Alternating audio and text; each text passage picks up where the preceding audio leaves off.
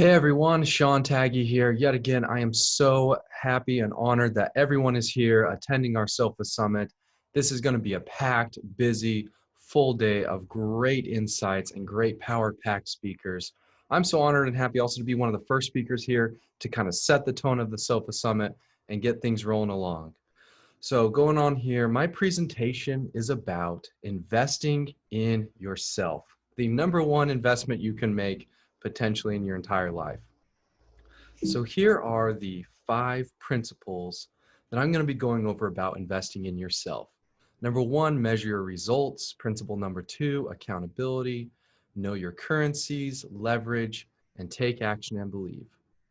Going off on the first one, measuring your results, Carl Pearson, a famous English mathematician, really got down to figuring out how things can be improved. And the first thing was by simply stating that that which is measured improves.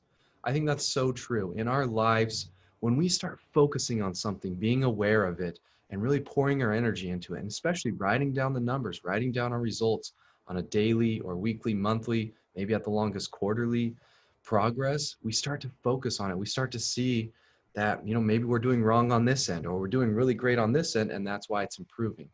So I think that's so important to always be measuring results, tracking it. It also makes me think like you can't really measure everything. That's too crazy. There's too many things to measure. So it really boils down to what do you want to improve on a physical, mental, financial, social, spiritual, whatever it is. Figure out what those important categories are and be tracking maybe one or two of each of those categories or only a couple things at one time. And as you improve that and get that stabilized, then you can maybe add on more and more. But I tend to try to take on too much, so I'm just trying to focus on a couple things at a time. So figure out what's most important to you and be aware of it. So one thing that I figured years ago that's really important is that everyone does something important every day and they go to work. We spend a third of our life working. Over 90,000 hours is the estimate. So if we're going to be working, we're working for money, right? So we can have a good lifestyle, help out our family and those we care about, whatever it is. Well, if we're doing that, why not track how we're improving on that? Why not track a way to try to escape that, right? Escape the rat race. Well, the first way to do that is to not track how much you're making, how much you're bringing in, but how much are you keeping? And that's why tracking your net worth is very important. So here's my graph. I just have a percent increase over time. And what I really figured is from January 2011, so from 2011 to about 2015, as you can see, I was pretty stagnant. Guess what? I was not tracking my net worth at that time. I wasn't focusing on it. And obviously it was stagnant. I was just putting in my 3%, matched 401k from my employer. I wasn't really motivated on it. I was ignoring it, ignoring my results.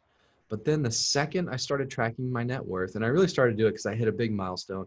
I bought my first property. So from 2015 on, I've been tracking it and the results have been substantial. It's really altered the course of my life and what I focus on. And I've learned so much from it.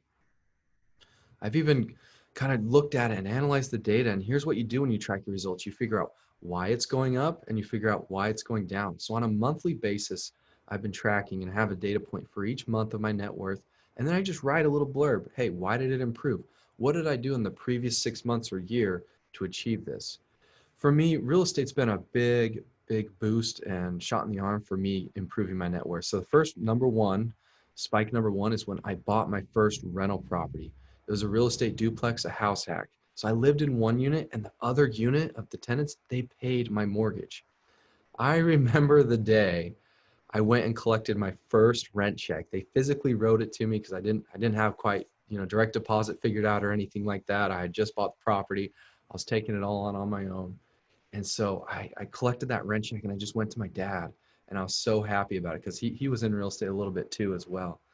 And I just was so happy. And it was a big day for me because that was the first time I made money where I didn't trade my time for money. I traded my money for money. So it was a big life-changing event for me.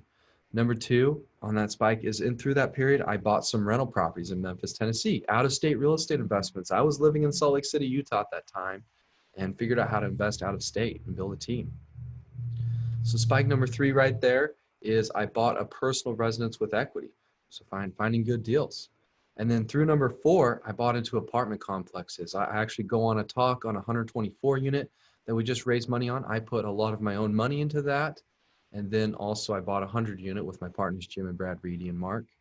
So just kind of analyzing, I'm just seeing that real estate's a good trend for me. And then also saving up for a down payment for real estate, those periods in between help me kind of gain up into that. If I'm not proof enough to track your net worth, maybe this guy, Warren Buffett, might be able to be a better proof for you. He's been tracking his net worth for over 7 decades. This guy has just focused so much on it, and he's had extreme focus for long periods of time. Just little actions over the course of years and years and years and decades produces great results. So that is awesome. We also have another investor that invests with us at Memphis Investment Properties, Steve Gutierrez. He's a rocket scientist from California. Awesome guy. We love him so much.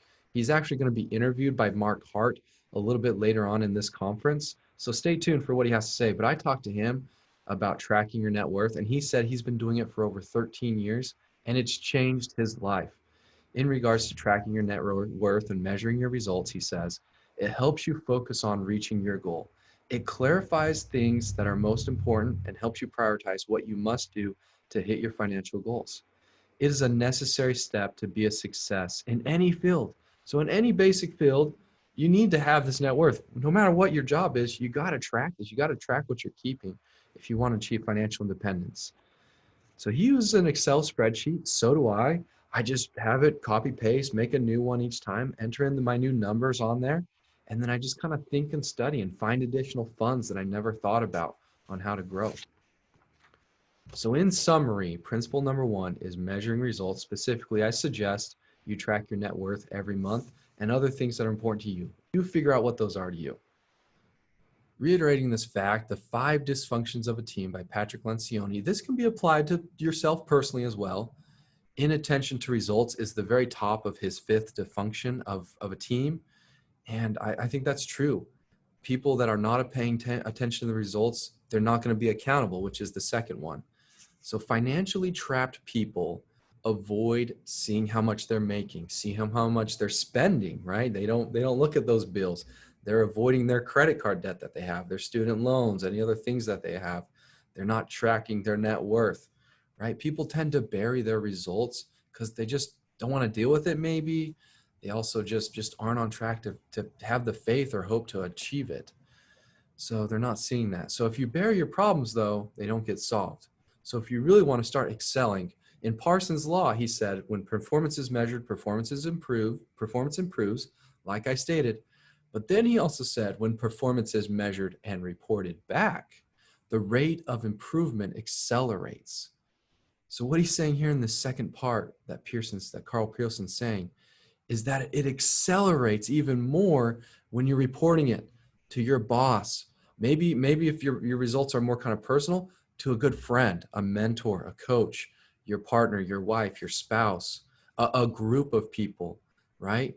So it's very important to not only measure results, but if you really want to accelerate them, you really want to achieve that next level and achieve massive things, you need help. You can't do it on your own. All these successful people in all time have had a mentor, have had friends, have had accountability and everything like that. So I think that's really important, is find those things and have those things set in stone. Have a weekly time, a weekly call, or even a daily if you really are struggling with something or really want to accelerate something. Daily results. Our team here at Memphis Investment Properties and Reading Company, we have team scorecards where every single employee, myself included, everyone has 3 to 5 measurables, key things that are related to their job that they report on. And then they report on their quarterly rocks, meaning their quarterly goals, and report that to the team every single week. And we have seen massive success in all of our team members from doing this. So it can be applied to business and life as well. Going off on this, I think it just goes down to, though, just 2 principles of looking at a positive versus a negative attitude. I mean, I kind of say it in a couple synonymous ways here. So an abundance mindset versus a scarcity mindset. An abundance mindset person believes that there's plenty of opportunity, plenty of deals, plenty of money out there, and it's okay if other people are succeeding. It's okay if you actually there's plenty of knowledge out there. So it's okay to tell people about your knowledge and how you're doing and how you're succeeding. Even if it's your competitor, it doesn't matter because there's plentiful knowledge out there. A scarcity mindset person is scared. They're worried that there's not enough money out there, that it's so hard to get, that they might lose it all, that they can't give knowledge and help to other people because that'll make them ahead and get them progressing along farther than them. I've seen people, actually investors, who have $2 or $3 million in their bank account, but they're so scared to even buy a property or invest it into something. They have it in such conservative accounts and growth things like that. And they're just so scared. So it can apply even if you have a lot of money or not. It's really what's inside you, what's inside your brain. Same thing with a positive versus a negative attitude. You know those people with positive attitude, they see a challenge and they go, all right, we can do this. Let's observe our options. Let's check out what we can do. We can grow from this. This isn't that bad. A negative attitude people, they're just like, oh boy, why is this happening to me? Here we go again. Why do I even have to do this? It's so frustrating. Now, don't get me wrong. I've been in both top and bottom quadrants of this accountability and victim loop, scarcity and abundance mindset. But let's try to be aware of that top result and what's going on. So going off, I think this accountability and victim loop is something I just discovered recently that really tees it off and helps you kind of be aware. So this is related to measuring results, and also my second principle of accountability, which I'm introducing right now, is that people that are accountable, they recognize what their errors are and faults are. And what they do is typically there's other people calling them out and helping them recognizing that their errors and faults are, right? So when you have others on your team that are the people that really care about you, they're going to help you and push you along and gently, or even sometimes forcefully, remind you of what your errors are, right? And what your stubbornness is, or any weakness that you have. And they help you recognize this. Also, yet again, measuring results helps you recognize what you're doing wrong. And then when you go through that, you start to own. I think what owning means is you're being humble. You're like, you know what, guys, that is my bad. That is a flaw of mine. I dropped the ball here. When you can actually say that and be humble enough to recognize your errors and to call it out in front of people even more, you can really start to forgive. That's the next phase, is you actually start to realize, well, then I can improve. I think forgiving has to go into tune with that. You start to let go of those emotions. When you're living in fear and anger and you have that resentment tied up in you about yourself or other people, or blaming in the victim loop, which I'll go in, you got to forgive. You got to push those negative stopping emotions and blocking emotions out of you. So then you can approach this from a self-examined standpoint. And I think this helps you approach it from a logical analysis. Instead of having all these emotions and blaming and other things like that, you can really analyze it and write down what you're doing good, what you need to improve on. Then from there, you can learn and you can take in a different approach and change and take action. And then you start building upon your first step and you keep going better and better and better. And this accountability loop, you just get more and more able to affect and influence and control things that are in your control. The other type of people, which I sometimes fall into, is they're in the victim loop. They're ignoring their results. They're not tracking their results. So they have no awareness of what they're even doing wrong. They're denying and blaming. So they're not taking ownership and forgiving.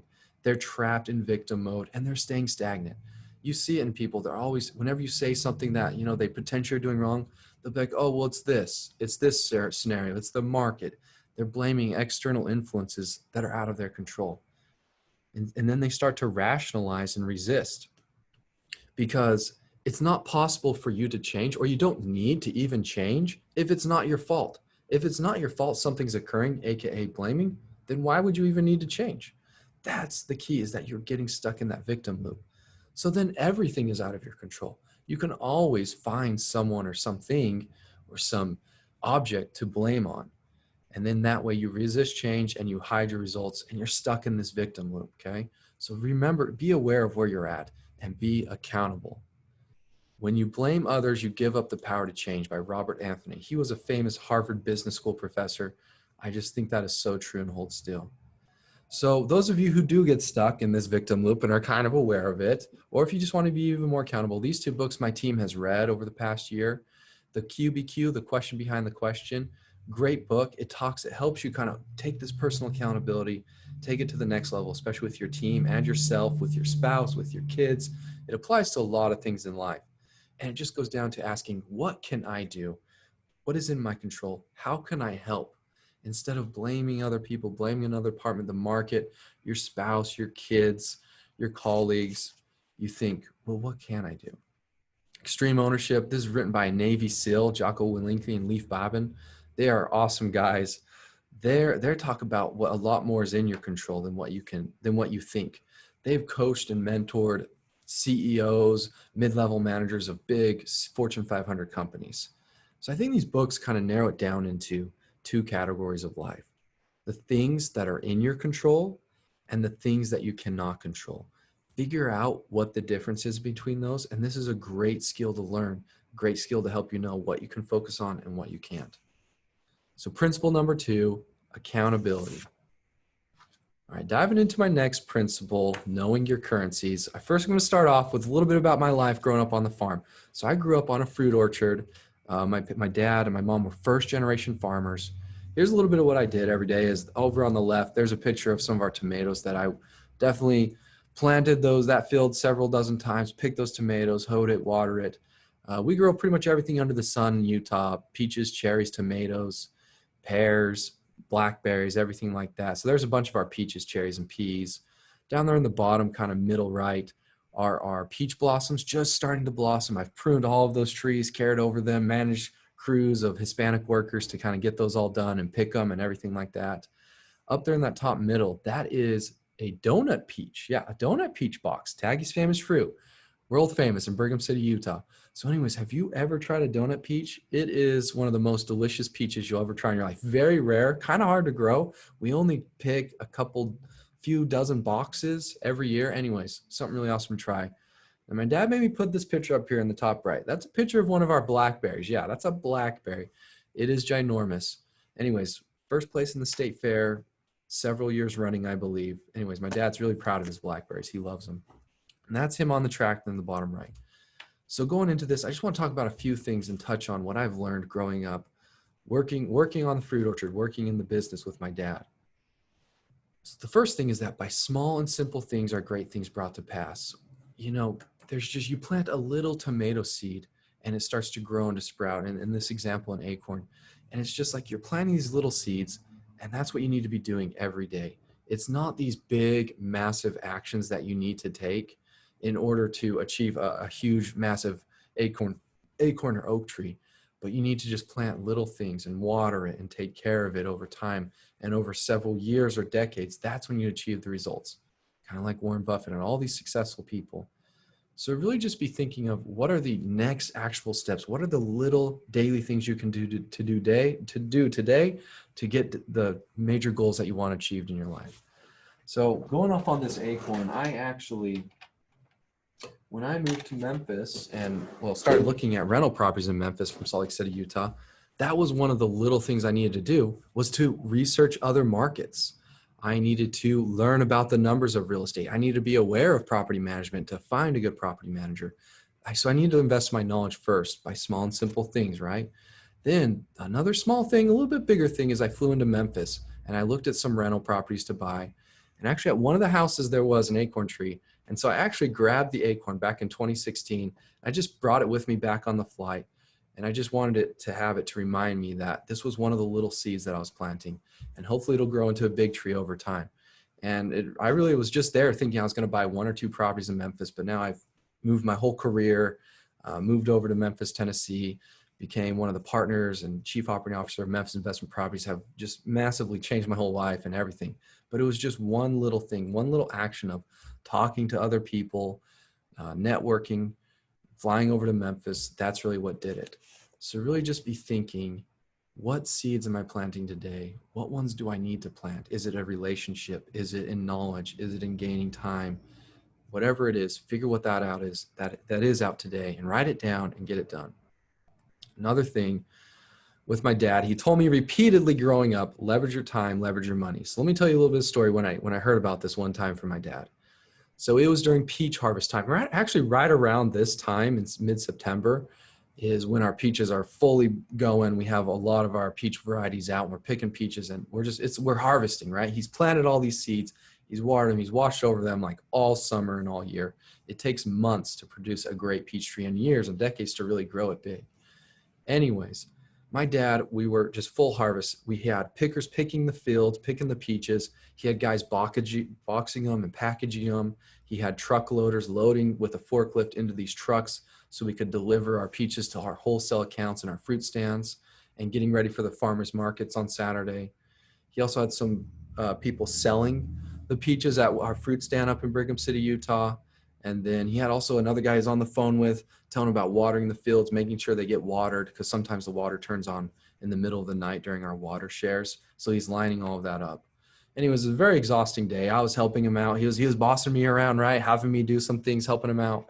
As we were driving back down, he was like, Sean, I want you to know you need to leverage your time and leverage your money. That's what's been how I've been successful.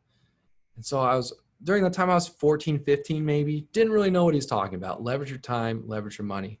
Over the years, I've come to realize leveraging your time means hiring other people, involving other people to help you get the success that you need done. You cannot manage a whole entire fruit orchard, 100 acres plus, on your own. It's impossible. You need other people to help you out, especially sell it all and all the other operations he had. And ironically, at the time, my dad was leveraging me, right? He was paying me hourly. He paid me a pretty fair wage for my age, right? I was a good worker, but he was leveraging me. And that was good. It's good to know about and understand that, what it is on both ends. And then leveraging your money. He quit his job as a CPA back in the 1980s. He was sick of it. He wanted control of his own destiny. He loved farming. He was kind of doing it on the side. So he went and sold a couple of his houses and leveraged it to buy a fruit orchard. So talk about leveraging your money right there. And so it's just something that's hit me, and repeatedly my sister, my brother, and everyone in our family will say it. And it's just something that kind of we've been saying over the years. So I really like that principle that I've learned there on the farm. Expounding on this of what my dad says, leverage your time and your money. These are actually currencies of the wealthy. Now, you probably haven't considered all of these as currencies per se. They can be, if you look at it from a different perspective. So most people think the only currency the wealthy has is their money. They value their money over everything. That's like the number one thing they want to hold on to, right? Scarcity mindset. They want to hold on to and never give up and watch over. But actually, the true wealthy are free, and they see that money is a tool. It's a currency that they can use. What they're usually doing is they're spending their money to get more time, because they actually realize that time is the number one currency that they have. And they're always thinking about what is the highest dollar per an hour use of their time. What they typically do is they spend their time on important activities like their knowledge. The most important real estate that you have is in between your two ears. I've heard that one before. So anyways, invest in your knowledge. So they're out learning new things. They're gaining the things that they're struggling with. And it might not be investing wise. It might be emotionally. It might be spiritually or physically, other things like that. So they're investing in their knowledge and spending time on those things that help them gain more happiness and other things like that. Also, they're spending their time and knowledge. Sometimes they know that they don't know everything. So they're investing their time and knowledge into relationships. They're trading knowledge for knowledge with people. And that's what the wealthy do, is they know they can't do everything possibly on their own. So they let go of their pride of doing everything. And, they realize that they're the average of the 5 people they spend the most time around. So they're very picky about their relationships and aware of the relationships they're having with people and making sure they're with the people that they want to grow into. They'll even spend their money on relationships. They'll invest in accountants, CPAs, financial planners, people that can help them grow their team, real estate professionals, other things like that, who are way ahead on their knowledge, and realize that they value that other person's time and will actually pay them money to use their time, right? And leverage that currency of what they have, relationships.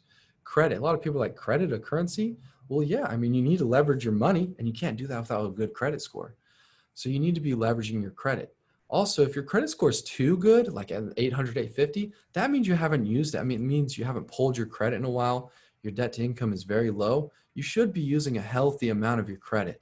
So that's also something to consider. You don't want it too low, meaning you're way over using your credit. Use it like a tool. Use it well. Anyways, those are the 5 currencies of the wealthy to kind of pay attention to.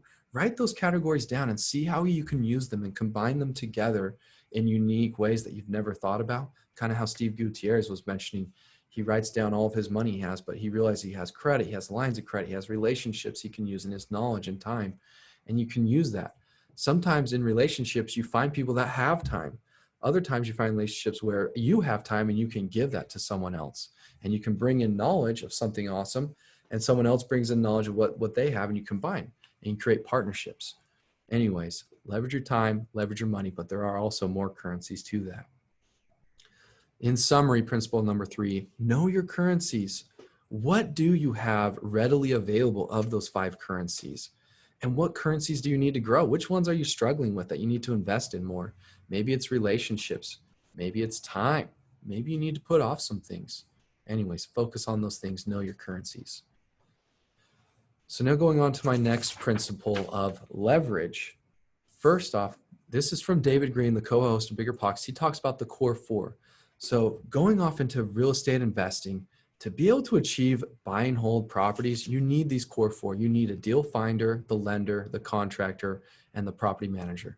Let me dive into each one. So the deal finder, you need to find someone on your team, especially leveraging. If you're the investor in the middle like this guy, you got to, especially investing out of state, you got to find a deal finder, wholesalers, agents, turnkey providers, people that know the areas of town, know when there's a good deal or a bad deal, know where the renters want to rent, know the street by streets and the market and the economies of that. That's a lot of time to invest in that and experience that you can spend some money on having that great relationship, right? You're paying an agent or someone else to help you find a great deal. You need a lender to leverage your money. You got to have a great lender, probably a lender I suggest that has real estate on their own, that invests in real estate, that has helped, maybe specifically specialized in helping investor only loans. And that's what we've done at Memphis Investment Properties. We found those guys. They're actually at this conference today, Aaron Chapman and Greg Iverson. They'll be speaking later on. So they're great lenders that can be on your team on your right side. You need a contractor. You need someone who has that great knowledge and expertise and time readily available to be fixing up these properties for you, to be getting them up to code and to renovate them so they're clean and safe for the tenants to live in and maintain them over time. You need a property manager, someone who can screen the tenants, who have that knowledge and experience of screening tenants, knowing what a good and bad tenant is, to collect the rent for you, to handle their maintenance requests and everything else under the sun. Because you got to focus on what's your highest and best use of your time. Maybe you're good at one of these 4 things. Maybe you're not. Maybe you think you can take on all 4. I did at the beginning, and I realized that I'm really bad at being the contractor. I'm pretty good at being the deal finder, property manager. I don't really like doing. So anyways, you got to be thinking about what you can be leveraging on. Ultimately though, to leverage your money and leverage your time, you want to find someone to do all 4 of these for you, and you're just orchestrating it all in the middle. Robert Kiyosaki talks about this a lot, okay? He talks about the 4 quadrants, right? In Rich Dad, Poor Dad. The employee is trading their time for money. They have a job. Now, that's not terrible if you're in this quadrant, and it's okay because you can actually be in all 4 quadrants. I'll go into how you can be an employee and a business owner and investor all at the same time. Hint, hint, it's about turnkey real estate investing. But anyways, if you're really focused and have a great job, keep it, and you can be a business owner investor on the side and leverage your time and money. Then he talks about self-employed people. They pretty much own a job. So they might be an owner of a bakery, for example, and they have to wake up at 4 a.m. to make sure the ovens are fired up and all the bread's getting made and all the sweets and everything like that. They have to manage the people and be there and micromanage. Well, they've basically just traded their time for money, right?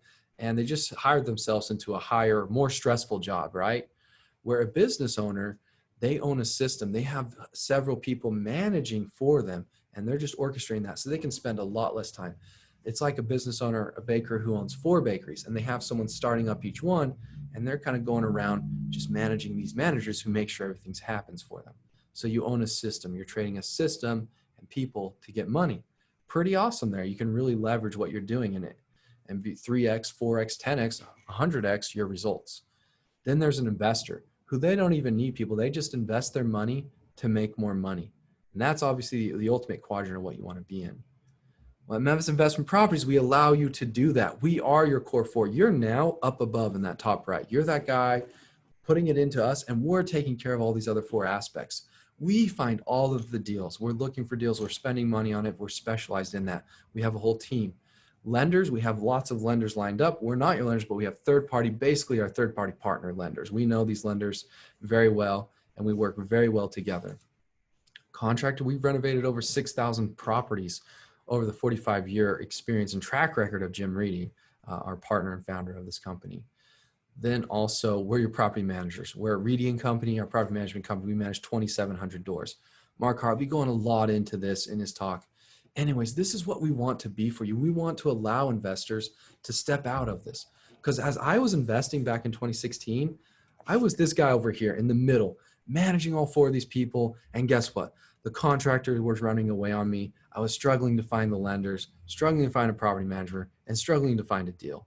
Instead, you can step away and be a true investor instead of a business owner. And just from day one, skip quadrants 2 and 3, self-employed, and also business owner to investor, where you can truly leverage your time and leverage your money and invest properties. We provide fully renovated turnkey properties where you can just put your money in and it's rolling for you, and just manage us very, very, very, just check up on us monthly and everything like that. So principle number 4, leverage. Leverage your time, leverage your money. What can you be trading off? How can you be delegating things down? On my last principle, take action and believe. I want to dive into Think and Grow Rich. So Napoleon Hill, this book was written many years ago, but Napoleon Hill researched over 500 successful entrepreneurs and successful people over a 20-year time frame. Very smart guy, and he put it down to the principles of what they've done to grow rich, to achieve success. And he found out, comes down to what's in your mind, what you're thinking. He talks about a few principles about having a burning desire for what you want. I want you guys to think about that. What are you passionate about? Okay. If it's real estate, great. That's awesome. But even if it's not, real estate can be the means to achieve what your passion is, to have more free time for your passion, the skill you want to develop, right? And then he talks about having absolute faith, creating an elaborate plan, right? Using those currencies, time, your relationships, the money, the knowledge that you need, and credit to achieve what you need, who and how and what will help you achieve that. Then when you have that plan written down, take action and believe. And then he wants you to imagine vividly what your end result is. And he wants you to really dive into your psychology and painting that picture of the future. Then he wants you to daily self-talk. Write down just a brief summary of what you want, how you're going to achieve it, and where, and then state that twice a day. Write down your goals every single day. Because if you do that over time, it helps just incinerate into your brain and into your heart of what you want to achieve and how you're going to achieve it. So great book. He has a great quote, and I love it so much. Whatever the mind can conceive and believe, the mind can achieve. Let me read that again to really sink it in. Whatever the mind can conceive and believe, the mind can achieve. Guys, it's all about your mind. He didn't talk about your abilities, your skills, your pure grit, but your mind, what you believe can happen. Okay, so you need to start with that. That's why he talks about the burning desire and writing down your goals. Tony Robbins talks about this as well. He says that success is 80% psychology, 80% in your mind, 20% fundamentals. So if you do it consistently over time and write this out and think about these things, you're going to achieve success. I mean, you got an 80% chance if your mind believes you can do it. So I personally have a vision board here in my office up here, and I just have pictures that cue me in to what I want to have. Number one, I have things up here that focus on who I want to become. I don't think it's all about what you get and what you have and who you are, what title you have, but who you want to become, your character. So I have that on there, things that cue me into my character. And then what I want to achieve, also that's on there, and what experiences I want to have. I have some places I want to travel, things I want to do with my family. Then I also have some quotes up here from really inspiring guys, kind of like Napoleon Hill, that cue me in on who I want to become. And then lastly, of course, what I want to have. I do want to have success, riches and knowledge and businesses, right? Be that investor, be the rich dad, not the poor dad, right? Escape the rat race. So I have that in there as well. So I suggest doing something like that, whether it's writing down some goals, having a vision board, real life changing things. So that's what this is all coming down to. Here's this piece of paper. All of you pull out your notes for this conference. I know you're on your sofas, hanging out in your jammies, maybe your onesies, whatever it is.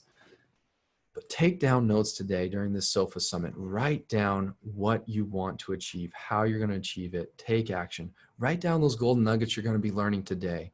I hope you can really take away a couple things from this conference. Whether you're a newbie investor or a very experienced veteran, I hope there's some great stuff for you. I know there is. We got some action-packed speakers today. So all of our dreams can come true if we have the courage to pursue them. Walt Disney, love it. So principle number 5, take action and believe. Believe that you can achieve it. It's in your mind. Reiterating my 5 principles. Principle number 1, measure your results. What is the most important things to you? Be measuring them and figure out the frequency in which you need to do that. Number 2, be accountable. Do not be a victim. Number 3, know your currencies, your time, knowledge, relationships, credit, and money. Write those down, study them out. Number 4, leverage your time, leverage your money. And number 5, take action and believe. Believe with a burning desire that you can achieve it. All right, everyone, invest in yourself, the 2020 SOFA Summit. Thank you so much for attending, guys. Hopefully this helps you out. Let's dive on into the other talks and let's knock it out of the park. All right, everyone, have a good one.